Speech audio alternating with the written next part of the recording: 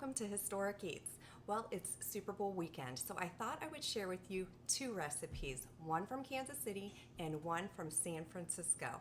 Both of these recipes are nearly 100 years old, and they're both famous in their hometowns. Well, on the east end of the field, we have Kansas City's Stroud rolls. Well, these cinnamon rolls are unlike any other cinnamon roll you've had before. Rather than a traditional coiled up cinnamon roll, they're more like a buttery, soft dinner roll encrusted in cinnamon, sugar, and butter, and they are divine. Now, on the west end of the field, we have San Francisco's It Icecream Sandwich Bites. These have been around since the 1920s, and it's essentially two oatmeal cookies with vanilla ice cream sandwich in between, and then the whole thing's coated in dark chocolate. And they're still available today, and they are delicious. Well, on this channel, I like to share recipes from the past and give you a little bit of their backstory stirred in. So if you enjoy great time-tested recipes and a little bit of quirky, fun history, click subscribe, because that's exactly what this channel is all about. I'm preparing both of these recipes in bite-sized portions, so they're perfect to share at your Super Bowl party or really any fun social occasion. So without further ado, let's get started on the Kansas City Stroud rolls. To begin Kansas City's famous Stroud cinnamon roll bites, begin with 3/4 cup of warm milk. To that, add 1 tablespoon of sugar and 1 3/4 teaspoons of yeast. Just mix that till the yeast dissolves and set aside for about 5 minutes. In your stand mixer with a paddle attachment, begin with 1 1/4 cup of flour plus 1 cup of flour to add later. To that, add 1 tablespoon of sugar, 1 egg,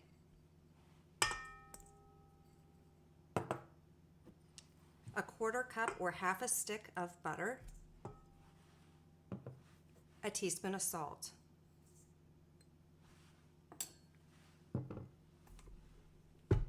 Begin mixing that on low.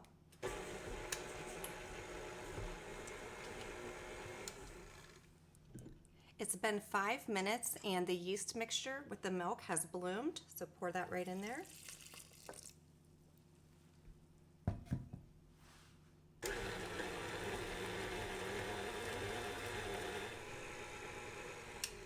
That's been mixing for about a minute or so. It's well combined. I'm going to switch over to a dough hook and add the remainder of the flour.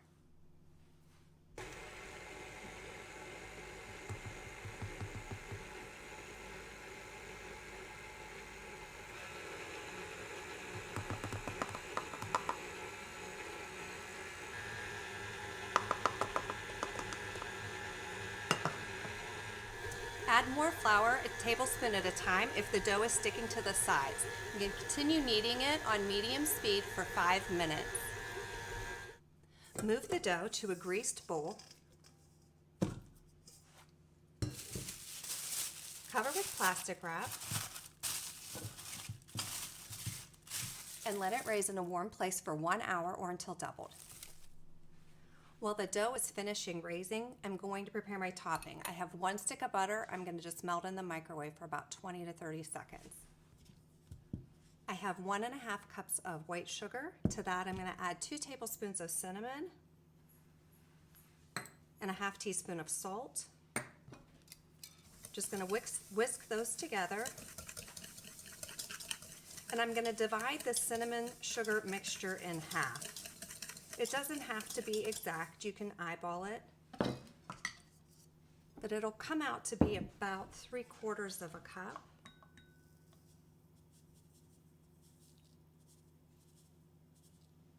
So I'll put that in a separate dish.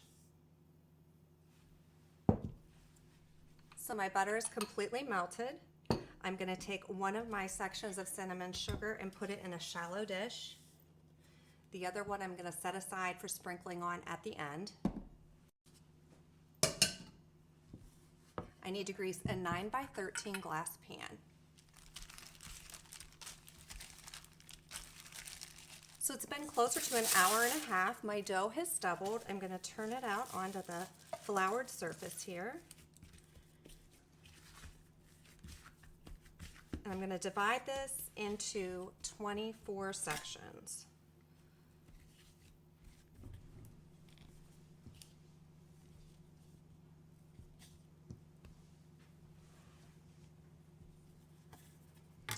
And then once you have them all evenly divided up, I just pull them so the points are all together on the bottom and it has a smooth top.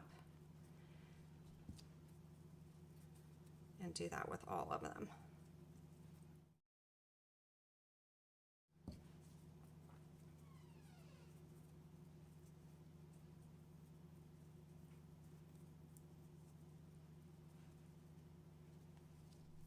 So now that all the seams are pinched together on the bottom, all you have to do is roll them in a ball, drop them in the butter, and drop them in the cinnamon sugar,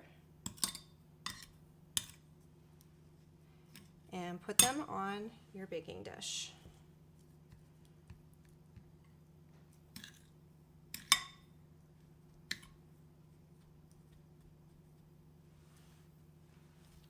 Okay, so here they are, all rolled in cinnamon sugar, and now I'm just going to cover them again with plastic wrap and let them raise for 1 hour. So I have my oven preheated to 350 degrees. These rested for 1 hour, and you can see they kept raising, and the cinnamon is all crackly. It's beautiful. These just go right in the oven for 17 to 22 minutes. While those are baking, I'm going to go ahead and get the topping ready. I have 1 stick of butter. I'm going to melt in the microwave for 30 seconds. I have the 3/4 cup of cinnamon sugar mixture ready to go as well with the basting brush. When those come out of the oven, I'm going to baste them with the butter and cover them completely with the cinnamon sugar. So here they are right out of the oven. They were done in 17 minutes. They smell heavenly. They look so good. See, this one I didn't put the seam side down, so you can see it's all broken open, but they look awesome. So now what we do is we take the melted butter and just baste it right over the rolls.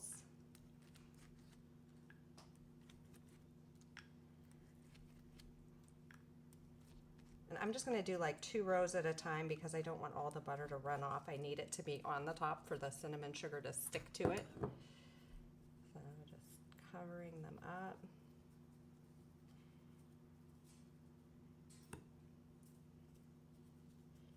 And you want the cinnamon sugar to be completely absorbed by the butter. So if there's dry spots, you got to put more butter on it.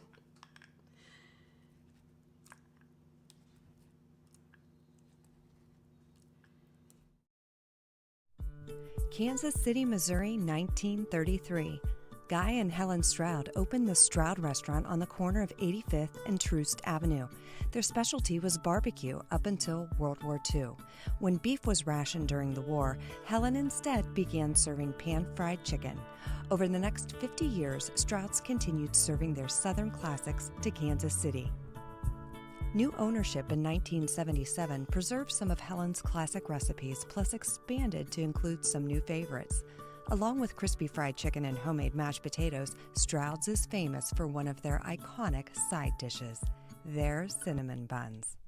Rather than a spiral rolled pastry, they are soft, pillowy, sweet rolls covered in a thick, buttery cinnamon sugar coating. Served warm, it is impossible to eat just one. With multiple Stroud's locations, everyone in Kansas City is familiar with this historic eat. Getting in all those little cracks.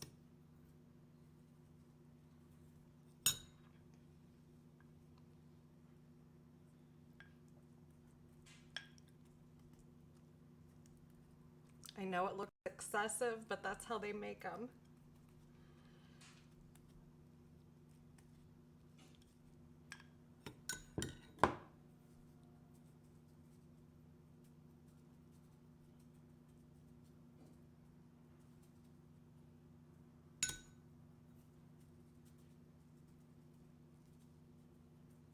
Right, these just need to cool in the pan for 10 minutes and then they're ready to serve. You just take a spatula out and start pulling them apart. They came out beautiful. So here we are, Kansas City mini Stroud rolls. To begin San Francisco's It Icecream Sandwich bites, begin by softening 1.5 quarts of vanilla ice cream by leaving it out on your counter for 30 minutes. Line a 9 by 13-inch pan with parchment paper. Once your ice cream is soft, scoop it into the pan.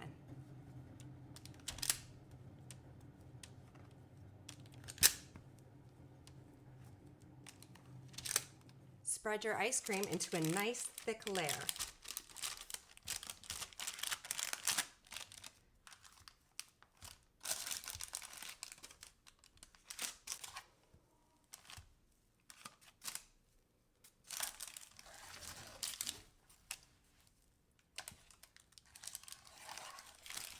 Once it's all smoothed out, put it in the freezer to harden. To begin the oatmeal cookie part of our ice cream sandwich, I start with 1.5 cups of whole rolled oats. Put that in a mini food processor. Into that, add 1/4 cup of golden raisins. And I picked golden raisins so that they would be undetectable in there. And this is a part of the original recipe. You can leave the raisins out, but they really don't do a whole lot to the flavor. They just add sweetness and a little bit of tenderness to the cookies. So even if you're not a big raisin fan, you may not even notice that they're in there. So just pulse that until it's completely ground up, about 15 seconds. Combine dry ingredients in a large mixing bowl. I have 3/4 cup of flour. To that, add the oats with raisins, 1/2 teaspoon of baking soda, 1/4 teaspoon of baking powder, 1/4 teaspoon of salt, and 1/4 teaspoon of cinnamon. Whisk those together. In a stand mixer with a paddle attachment, cream together 1 cup of sugar, 1/4 cup of butter, 1/4 cup of shortening, 1 egg, and 1/2 teaspoon of vanilla. Mix this on medium for about 2 minutes until it's light and fluffy.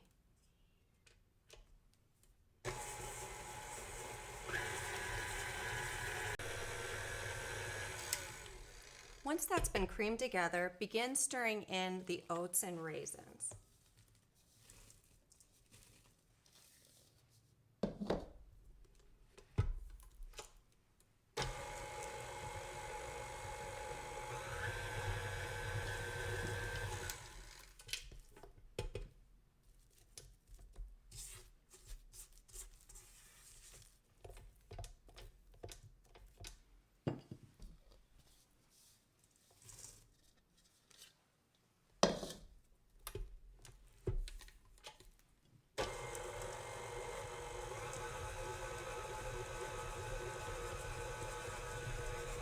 Now that that's all mixed together, I'm going to preheat my oven to 350 degrees.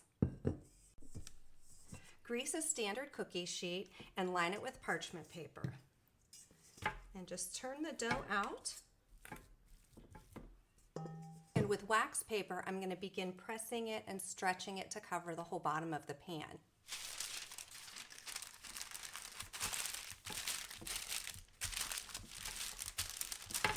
And it has a ways to go, so it's going to take a little bit of time.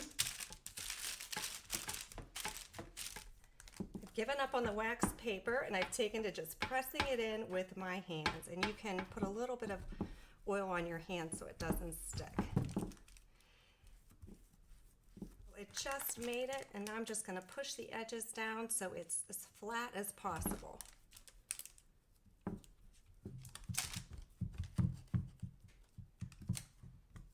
This goes in the preheated oven at 350 degrees for 10 to 12 minutes. I'm just pulling these out. They cooked for 12 minutes and it's just barely golden brown on top. I'm going to set them on a cooling rack and then we'll start to cut them. So now I have to cut the oatmeal cookie into 2 so I can layer them on top of each other and make a sandwich. So measuring the actual cookie, not the edge of the pan, but the actual cookie, I'm at 16.5. So I need to cut it in half at 8.25 from the edge of the cookie.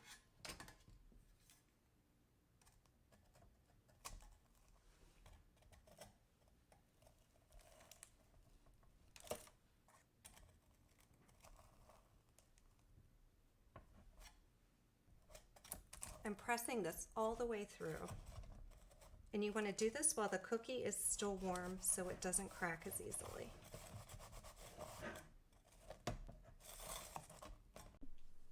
Next, I'm just going to score the cookie into 1.5-inch squares. I'm not pushing it all the way through. All I want to do is kind of create a line. And again, this is hopefully to prevent it from cracking when I cut it into squares.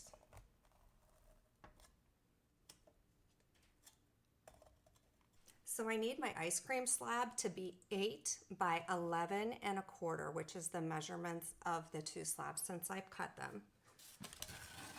So I'm just going to remove my ice cream and trim it to the size of the cookie.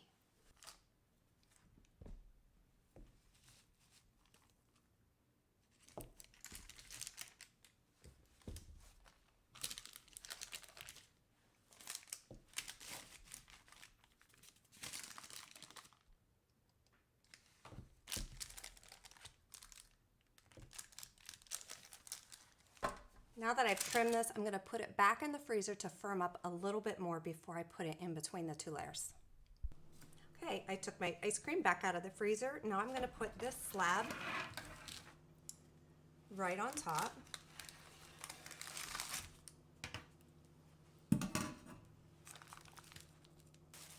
And I'm going to try to save myself a step here and put the plastic wrap down first.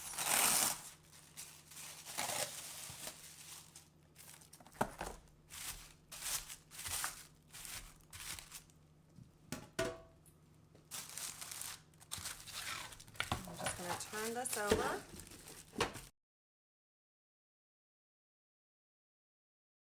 So that now I can remove the parchment paper that the ice cream was on.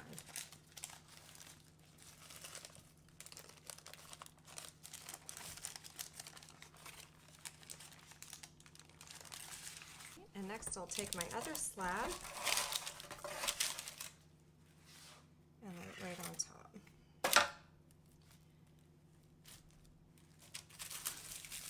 Just wrap it in plastic wrap and return it to the freezer for 4 to 6 hours, or even better yet, overnight. And then I'll cut them into the squares where I scored them and put the chocolate on.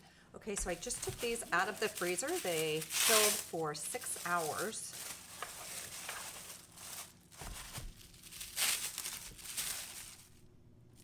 So I'm just using a sharp chef's knife, and I'm following the score lines, and it's cutting really well. So I definitely recommend scoring it. I am getting some crumbling, especially if I run into a raisin. But once I get these all cut into squares, I'm just putting them over here on another tray. I'm going to put them back in the freezer for maybe 30 minutes while I melt the chocolate, because you just want them to stay cold. For my chocolate coating, I have 3 cups of semi-sweet chocolate chips, and to that I added 3 tablespoons of coconut oil. I'm going to take this right over to the microwave and microwave it in like 30-second and 15-second intervals, stirring in between until everything is melted and smooth. So I have my setup here. I have a cooling rack with foil underneath it to catch some of the chocolate drips. I'm only bringing out a few of the cookies at a time so the rest can remain chilled in the freezer. I just poured a little bit of the chocolate in this dish instead of doing them all in one bowl, because sometimes the crumbs get into the chocolate, and this way it keeps it neat and I can keep moving. And then I have a prepared pan over here to move the finished ones onto so they can get right in the freezer and nothing has to sit out. So to begin, take one of the cookies. I don't know how well you'll be able to see here. And I'm just holding onto the sides. This is very messy, but I haven't found an easier way to do it. And let the chocolate run down the sides that your fingers aren't on.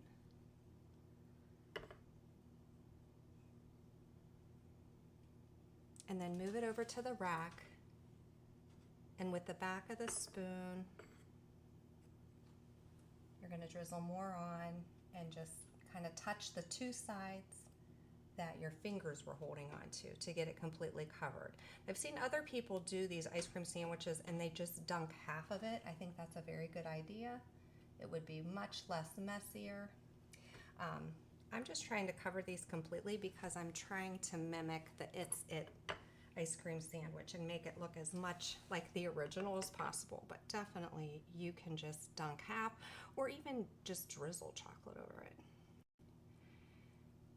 And I have a little cheat that I'll do later. I'm gonna drizzle lines over the top of these when they're done with more chocolate, and that'll just kind of make them look prettier because they're kind of monstrous looking right now.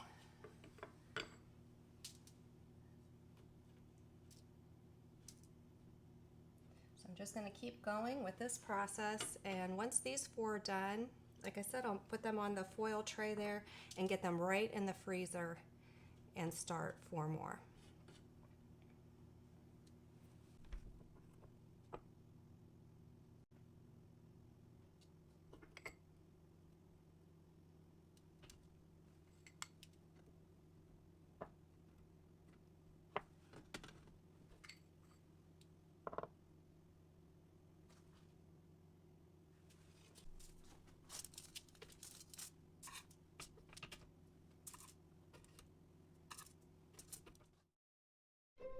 1928 San Francisco. George Whitney invented a classic treat by sandwiching vanilla ice cream between 2 homemade oatmeal cookies and coating them in rich dark chocolate. This flavor combination was described as It's It, exactly what he was searching for. The It's It ice cream sandwich was sold exclusively at Playland at the Beach in San Francisco for nearly 50 years. Following the closure of the Playland, the It's It ice cream continued by being handmade in a small San Francisco shop. Its popularity led to a larger facility and distribution, and the flavor selection grew too, and now over 7 varieties are available.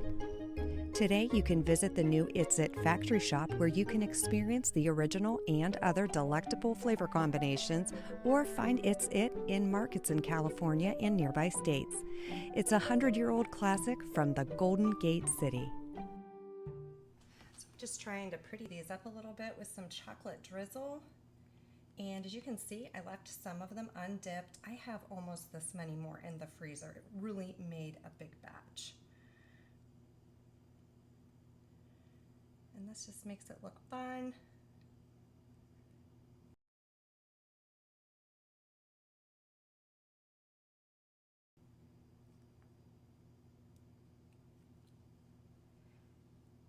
And once they stay in the freezer overnight, you won't have to worry about the ice cream leaking out as quickly. They just really need a good overnight in the freezer. The It's It San Francisco ice cream sandwich bite. Well, here they are. Everything came out awesome. They are so delicious. I would be hard pressed to say who the clear winner is. The Stroud rolls, my family just devoured them. They are so good. They're buttery and so soft, and the cinnamon sugar on the outside, it's just a whole other level. And then the It's It ice cream sandwiches, the dark chocolate on the outside just makes it exceptional. And I love that it's an oatmeal cookie instead of a traditional chocolate cookie. It's just something different with the vanilla ice cream all mixed together. Divine. So whichever one you make, you will definitely be a clear winner. So thank you so much for watching, and click subscribe. I have more recipes I'd love to share with you with interesting history tied in. So until next time, and good luck to your favorite team, by the way. Bye-bye.